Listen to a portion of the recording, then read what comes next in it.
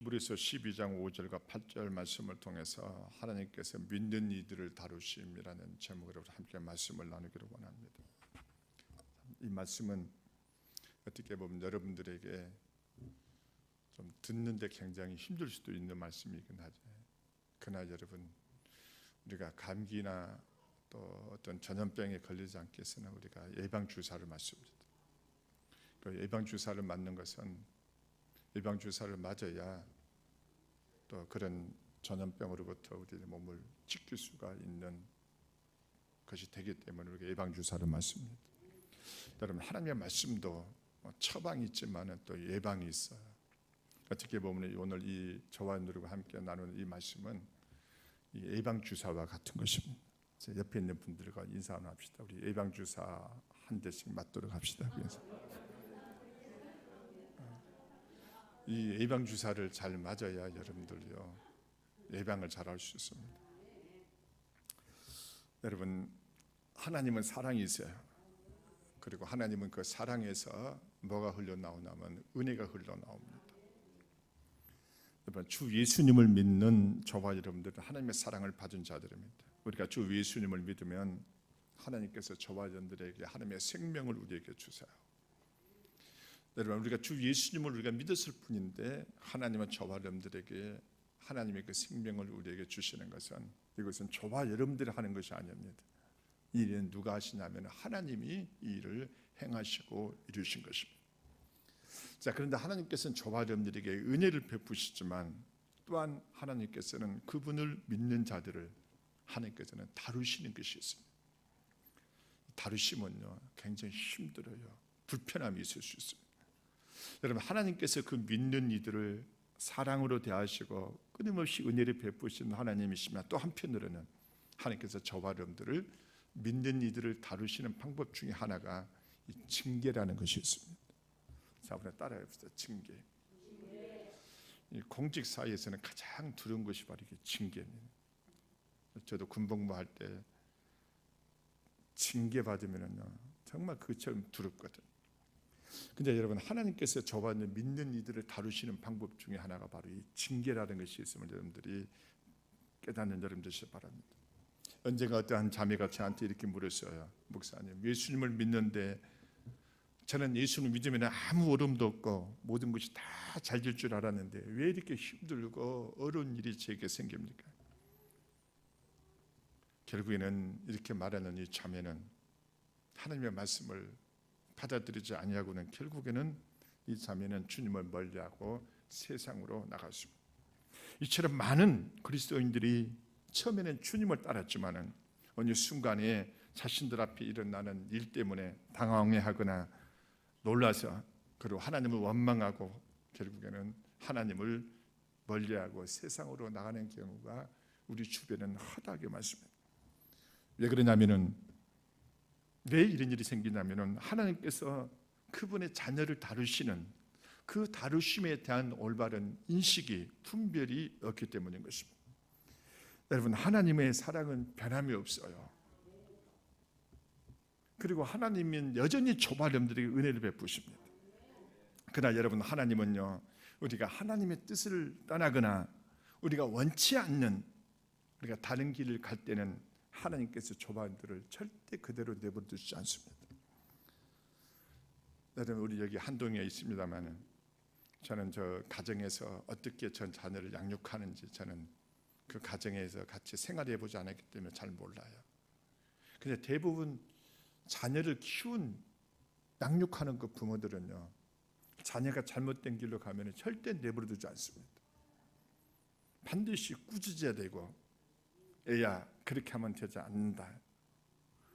요즘은 인권이 하다 인권 하니까 요즘은 자녀들에게 매를 들지를 못하죠. 여기 60년대나 또 이런 데서 태어나신 분들은 어렸을 때 부모로부터 매 안 맞아 본 사람은 없었을 것 같습니다. 저반들은 자랄 때 보면 수없이 우리는 매를 맞고 자랐습니다. 왜 부모가 매를 듭니까? 근데 여러분들 오늘날은 여러분들 자녀들에게 매들면 안 됩니다. 어떤 자녀는요 아빠가 매를 들었다고 경찰서에 신고를 했어요. 여러분, 요즘은 이런 시대에 우리가 살고 있습니다. 그러나 여러분, 매를 들지 않고 그 자녀를 채찍질할 수 있는 방안을 잘 찾아서 어떤 때는 용돈을 끊는다랄지, 어떤 때는 그가 자녀가 원하는 것을 해주지 않는다랄지, 여러 가지 방법을 통해서 그 자녀가 다른 길로, 나쁜 길로 가는 것이 있으면 그것을 바로 잡아야 됩니다. 이게 바로 그 부모가 그 자녀를 사랑하기 때문에 이와 같이 하는 것입니다. 만일에 그 자녀가 잘못된 길로 가고 있는 것을 보고도 그대로 둔다는 것은, 그것은 부모로서 합당한 자세가 아닙니다. 여러분, 우리도 자녀를 이렇게 양육하는데 저마음대로 예수 그리스도를 믿고 난 뒤에 우리는 하나님의 자녀들입니다. 그렇다면 하나님께서 저 사람들을 하나님이 원치 않는 잘못된 길로 가는 것을 보고도 하나님께서 우리를 그대로 내버려 두신다는 것은 하나님이 저 사람들을 사랑하지 않기 때문에 그런 것입니다. 그분이 우리를 사랑하신다면 반드시 그분으로부터 뭐가 따르냐면 징계가 반드시 따르게 되어 있습니다. 그러므로 우리는 하나님께서 그분을 믿는 이들을 어떻게 다루시는지를 잘 깨닫고, 그래야 저 사람들에게 유익이 있고, 그리고 때로는 하나님께서 우리를 징계하실 때 그 징계를 잘 받아들이면 그것은 저 사람들에게 저주가 아니라 축복이 되는 것입니다. 자, 그렇다면 하나님은 왜 저 사람들을 징계하실까요? 여러분, 히브리서 12장 6절을 한번 여러분들 보시면 뭐라고 말씀하고 있습니까? 주께서 그 사랑하시는 자를 징계하시고 그가 받아들이시는 이들마다 채찍질 하심이라 하였으나. 여러분, 여기서 하나님께서 그 사랑하시는 자들을 하나님께서는 뭐 하신다고 말씀하고 나면 징계하신다라고 말하고 있습니다. 여러분, 징계는요, 하나님께서 그분의 자녀들을 사랑하신다는 표시예요. 자, 따라합시다. 징계는 우리를 사랑하시는 하나님의 사랑의 표시돼. 여러분, 징계를 받는 이들은요, 다른 이들을 징계하지 않습니다. 하나님은 반드시 그분의 자녀들을 징계하여, 만일 하나님의 자녀가 아니라면요, 하나님은 그 사람을 절대 징계하지 않아요. 여러분, 성경 어디에도 믿지 않는 자들을 징계하신다라고 말한 곳은 나오지 않습니다. 하나님은 그분의 자녀들을 사랑하시기 때문에 성경은 징계한다라고 말씀하고 있습니다. 우리도 마찬가지죠. 저도 가끔씩 이게 길을 가다가 이웃집 아이들이 문제를 일으키고 이러면은 우리는 그 이웃집 아이들을 꾸중하지 않습니다. 그들이 옷을 단정하게 입지 않든지 아니면은 일을 잘하든지 우리는 그들을 꾸짖을 수가 없어요. 그러나 여러분, 우리의 자녀가 옷을 잘못 입고 다닌다랄지, 속이 들여다 보이는 옷을 입는다랄지, 또 그 자녀가 일을 잘못하고 사고를 치고 다닌다랄지, 그러면 저 사람들은 가만히 있지 않을 것입니다. 우리는 그 자녀를 반드시 꾸짖게 되어 있습니다. 여러분, 그 자녀를 사랑하기 때문에, 나의 자녀이기 때문에 꾸짖게 되는 것입니다. 하나님도 저 사람들을 꾸짖지만은 세상 사람들은 꾸짖질 않아요. 세상 사람들, 믿지 않는 자들은, 하나님은 믿지 않는 자들을 징계하지 않습니다. 왜냐하면 그들을 사랑하지 않기 때문에. 여러분, 요한계시록 3장 19절에 보시면은요, 무릇 내가 사랑하는 자를 책망하여 징계하노니라고 말씀합니다. 여러분, 하나님은 그분을 믿는 이들을 사랑하시기 때문에 징계하시는 것이지 미워하시기 때문에 징계하는 것이 아닙니다. 내가 징계를 받는다는 것은 하나님이 나를 사랑하시고 있다는 증거입니다. 하나님이 저 사람들을 미워하신다면 절대 징계하지 않아요. 하나님은 세상 사람들을 절대 징계하지 않습니다. 여러분, 징계는요, 하나님께서 그분의 자녀들을 사랑하신다는 표시예요. 여러분, 히브리서 12장 8절을 보시면 뭐라 말씀하고 있습니까? 징계는 다 받는 것이거늘 너희에게 없으면 사생자요 친아들 아니니라.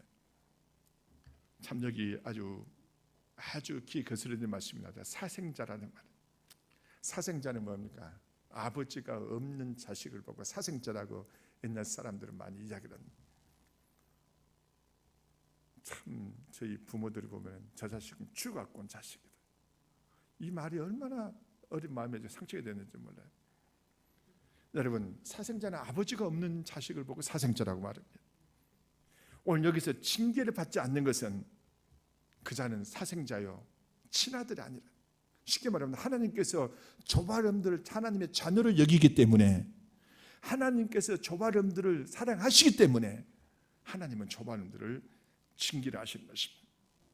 어떤 사람이 아이 목사님, 저는 이렇게 사고를 치고 다니고 내 마음대로 하고 다니는데도 하나님은 저를 그대로 내버려 두시네요. 저는 속으로 이렇게 하고 싶어요. 웃기네. 하나님은 너를 사랑하지 않는다. 이거와 똑같은 것입니다. 여러분, 하나님의 조바름들을 자녀로 여기고 조바름들을 사랑하신다면요, 하나님은 조바름들을 반드시 다루시게 되어 있습니다. 조바름들을 미워하시기 때문이 아니라, 조바름들의 고통을 주고자 함이 아니라 우리를 사랑하시기 때문에 우리가 그분의 하나님의 자녀라는 증거이기 때문에 하나님께서 조바름들을 반드시 다루시게 되어 있습니다. 여러분, 성경에 보게 되면요, 형벌과 징계가 다르다는 것을 우리에게 말씀합니다. 자, 따라합시다. 형벌과 징계가 다르다. 여러분, 데살로니가 후서 1장 8절과 9절 말씀을 한번 보십시오. 데살로니가 후서 1장과 8절 9절에 보면 뭐라 말씀하고 있냐면, 하나님을 모르는 자들과 우리 주 예수의 복음에 복종하지 않는 자들에게 형벌을 내리시려니 이런 자들은 주의 얼굴과 그의 힘의 영광을 떠나 영원한 멸망의 형벌을 받으리로다. 여기 보면은 영원한 멸망의 형벌이 나오는데, 이 영원한 형벌은 하나님을 믿지 않는 자들이 받을 형벌이 바로 영원한 형벌입니다. 여러분, 주님을 믿는 조바름들은 이 형벌에 해당되질 않아요. 할렐루야. 감사하는 여러분 되시길 바랍니다. 만일에 어떤 사람이 하나님을 믿지 않는다면 그 사람에게는 하나님이 뭐가 기다리고 있냐면 영원한 형벌이 기다리고 있습니다.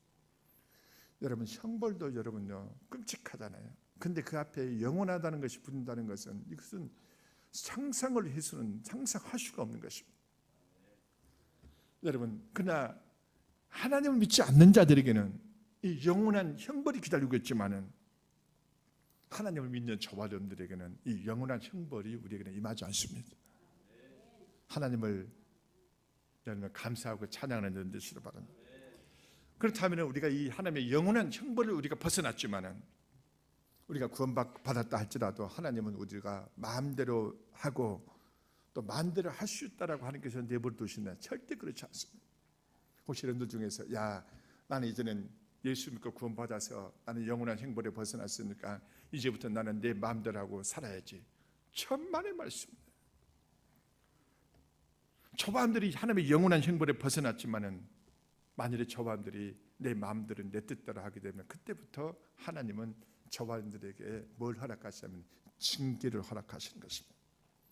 여러분, 징계는 형벌을 위한 것이 아니라 조바름들을 거룩하게 하고 조바름들의 마음을 돌이켜서 하나님 뜻대로 행하게 하기 위하여 하나님께서 드시는 매가 바로 징계입니다. 그러므로 형벌과 징계는 차이가 있어요. 형벌은 누구를 위한 것입니까? 믿지 않는 자들을 위한 것이지만, 징계는 하나님의 자녀들을 위하여 하나님이 주시는 매인데, 조바름들이 하나님의 말씀과 하나님의 뜻대로 행하지 않냐고 내 마음대로 내 뜻대로 하고 다니면은요, 하나님은 그 자녀를 다시 하나님께로 돌아오게 하기 위하여, 돌이키게 하여 드시는 매가 바로 뭡니까? 징계입니다. 할렐루야. 여러분, 한번 생각해 보십시오. 만일 구원받은 그리스도인들이 방자히 행하고 함부로 범죄하고 다니고 세상의 더러움 가운데서 살아간다면 하나님은 절대 가만 계시지 않습니다. 반드시 징계의 손을 들게 되어 있습니다.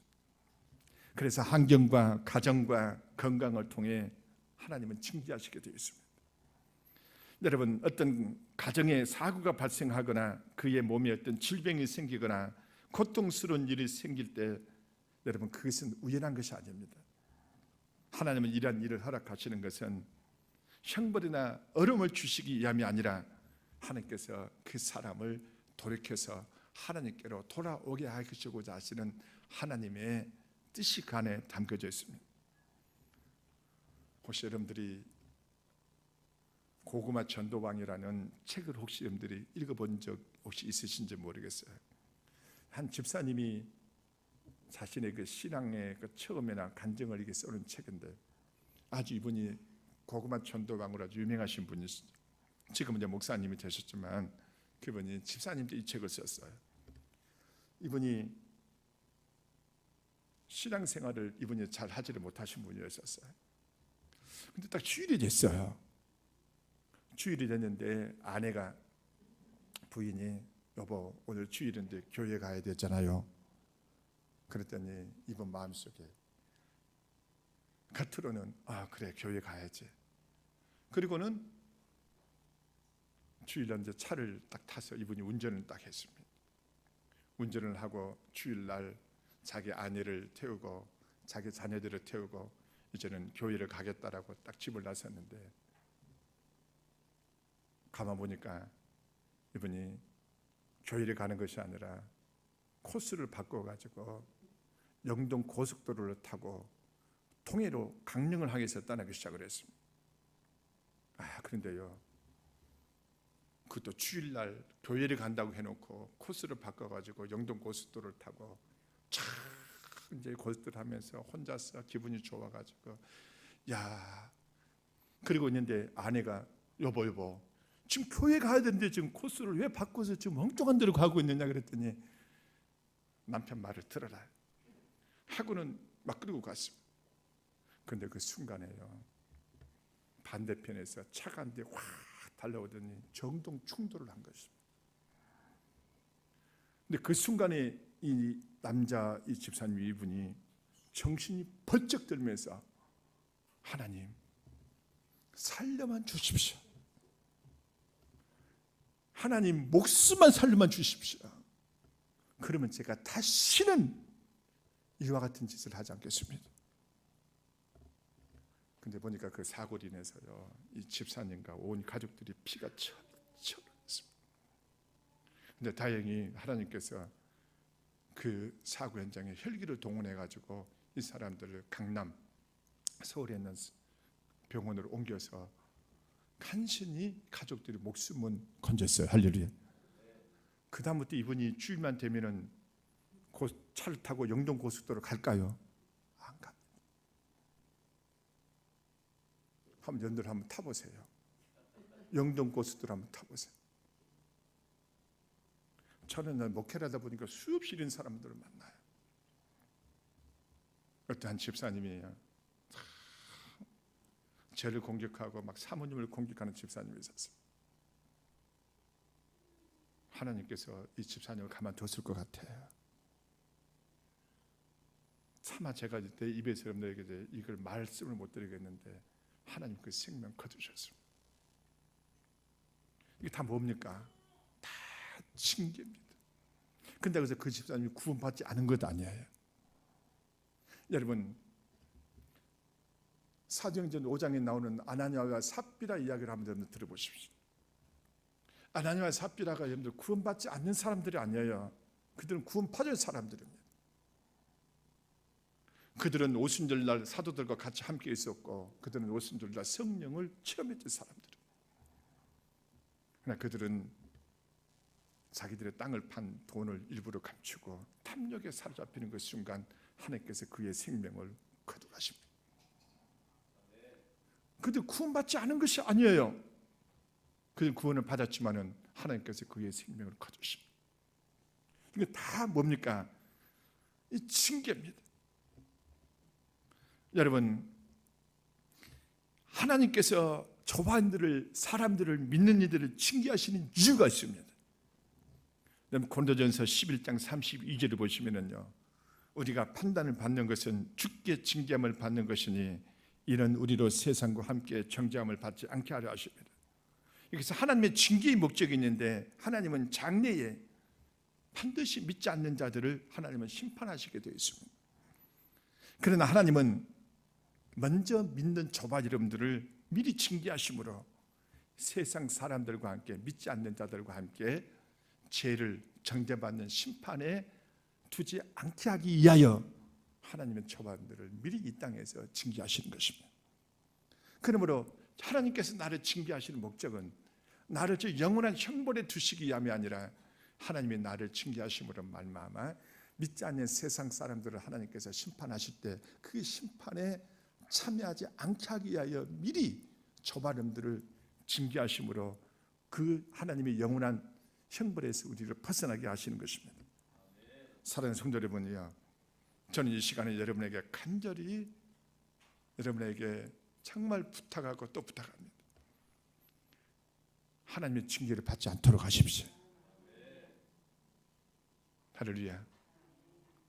여러분들이 아유 목사님, 저는 체험해 보고야 저는 하나님의 말씀을 저는 깨닫겠습니다 하시는 분들은, 꼭 징계를 체험해 보시기를 원하시는 분들은 말릴 수가 없어요. 그러나 여러분요, 하나님의 징계는 안 받는 것이 좋습니다. 그러나 여러분, 우리가 만일에 징계를 받는다 할지라도 여러분들이 그저 부정적으로 생각해서는 안 되는 것입니다. 그 징계를 통해서 하나님은 우리를 거룩하게 하시고 저와 여러분들의 잘못된 부분을 하나님께서 다시 바꾸셔서 그 하나님의 그 부르신 은혜에 합당하게 행하게 하려고 하시는 이 하나님의 목적이 있다라는 것을 깨닫는 여러분 되시길 바랍니다. 여러분요, 우리 부모들도 마찬가지. 부모들이 자녀들을 징계하기 좋아합니까? 우리 여기 자매들, 특히 여러분 우리 자녀들을 키워보면요, 저 자녀가 부모 눈에 볼 때는 잘못된 길로 가고 속을 썩이고, 그 부모도 자기 자식에게 징계를 할 때는 바로 징계하지 않습니다. 기회를 봅니다. 몇 번 말을 하지요. 얘야, 너 그렇게 하면 안 된다. 너 그렇게 하면은 엄마가 혼낼 거다. 아빠가 혼낼 거다.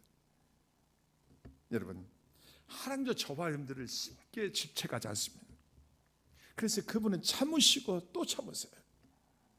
그리고 수없이 저와 여러분들이 깨닫고 돌이킬 수 있는 기회를 주세요. 그러나 여러분, 끝까지 돌이키지 아니하시면은 하나님은 하나님의 징계의 손을 주십니다. 여러분들은 그런 경험이 없겠지만 저는 어릴 적에 저희 아버지의 손이 이렇게 딱 올라가면은요, 저희 가족들 팔라면은 벌벌벌 떨었습니다. 그래서 그 아버지의 손이 올라가지 않도록 저희 어머니가 애야 애들아, 아버지의 손이 올라가지 않도록 너희가 조심해라. 아버지의 손이 올라가는 그날 밤은 저희 팔라면은요 정말 두려움 속에서 떠나버렸습니다. 여러분, 하나님의 그 손이 올라가는 순간 하나님은 그분의 손을 쉽게 거두지 않습니다. 여러분, 베드로전서 5장 6절을 보시면은요, 그러므로 하나님의 능하신 손 아래에서 겸손하라. 때가 되면 너희를 높이리라. 여기서 하나님의 능하신 손이 바로 무슨 손이냐면은 하나님의 징계의 손입니다. 여러분, 이 하나님의 손이 올라가고 난 뒤에는요, 이 하나님의 손을 여러분들이 내릴 수가 없어요. 어떤 말도 어떤 행동도 소용이 없습니다. 이 하나님의 손이 올라가면 그 손을 내릴 수 있으신 분은 오직 누구밖에 없습니까? 하나님, 그분 자신밖에 없어요. 여러분들 집에 가서 역대상 21장을 보시면요, 다윗이 나와요.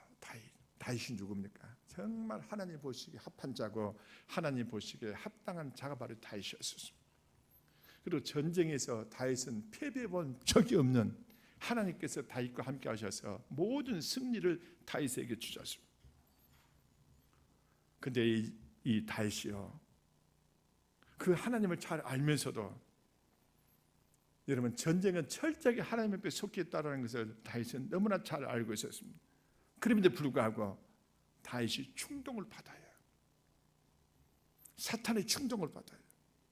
그래서 전쟁을 일으키고자 하는 마음을 품습니다. 그래서 당시에 그 국방부 장관과 같은 요압 장군에게 백성들의 전쟁에 나갈 수 있는 수를 갖다 계수해라 하니까는 요압 장군이 왕이시야 안 됩니다. 여러분, 요압 장군이 다윗에게 뭐라고 하려냐면은 내 주께서 어찌하여 이 일을 명령하십니까?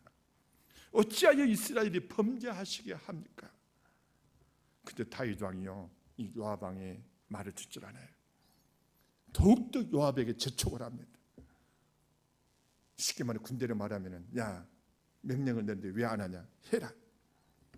그래서 할 수 없이 이 요압 왕이 명령을 받들고 백성들을 계수합니다. 그리고 나서 하나님께서 이 일을 악하게 보세요. 여러분, 역대상 21장 7절에 보게 되면은 하나님이 이 일을 악하게 여기사 이스라엘을 치심해. 그때서야 이 다윗 왕이요 화들짝 놀라요. 아, 내가 실수했구나, 내가 잘못했구나. 그리고는 이 다윗이 하나님 앞에 무릎을 꿇고 하나님 앞에 용서를 구합니다. 그러나 이미 그때 늦었어요. 하나님은 이 일로 이스라엘에 전염병을 허락하셔서 그 전염병으로 얼마 죽은 줄 아세요? 7만 명이 죽습니다. 여러분요, 하나님 앞에 이 불순종이에요. 이 하나님의 징계손이 올라가고 난 뒤에는 그 징계손을 거둘 수가 없어요. 사랑하는 성도 여러분이야, 제가 오늘 이 말씀을 여러분들에게 드린 것은 여러분들에게 이어하거나 공표를 주고 위함이 절대 아닙니다. 여러분, 하나님의 사랑이시고 그 하나님은 저바름들을 은혜로 우리를 구원하십니다. 우리가 받은 구원은 하나님이 저와 를 취소시키거나 거두지 않아요. 그러나 우리가 구원받았다 할지라도 우리가 교만해지고 세상의 유혹에 빠지고 우리가 함부로 죄를 범하거나 주님께서 주신 것들을 나의 것이라고 여기서 내 마음대로 행한다면 하나님은 가만히 계시지 않습니다. 그분은 우리를 사랑하시기 때문에 그분은 우리가 잘못된 길로 가는 것을 그대로 보고 계실 수가 없으세요.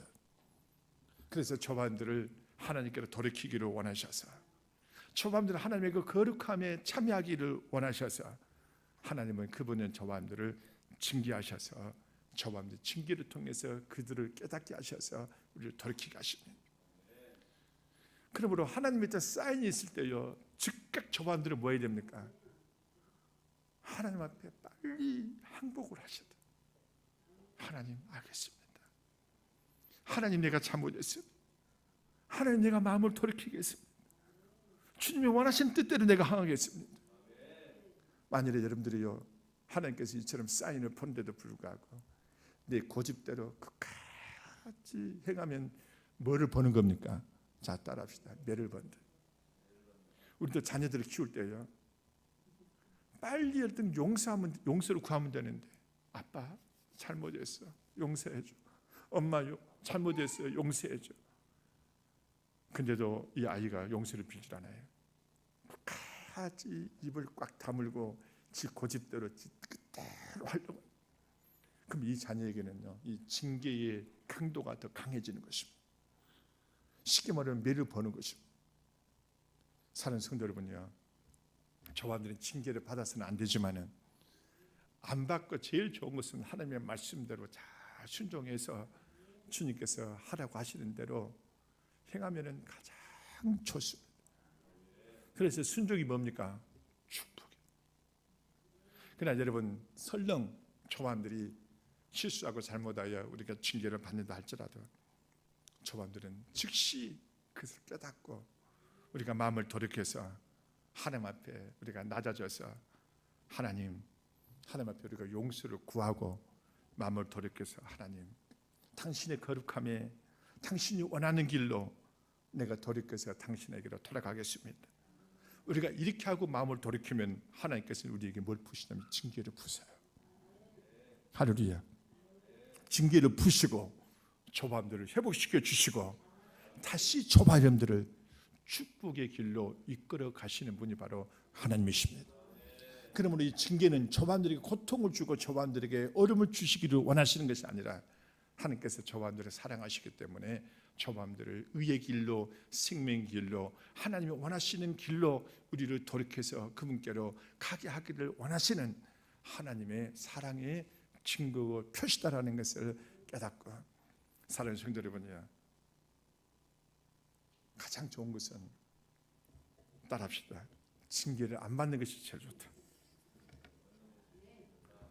설령 징계를 받는다 할지라도 여러분요, 빨리 용서를 구하고 마음을 돌이켜서 하나님께로 돌고 하나님께 원하시는 길로 가는 것이 가장 좋습니다.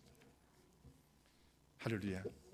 만일에 우리가 이렇게 한다면요, 하나님 우리에게 징계를 부시고 얼마든지 하나님 또 저와 여러분들에게 축복을 줄 수 있으신 하나님이십니다. 기도합니다. 살아계신 아버지 하나님,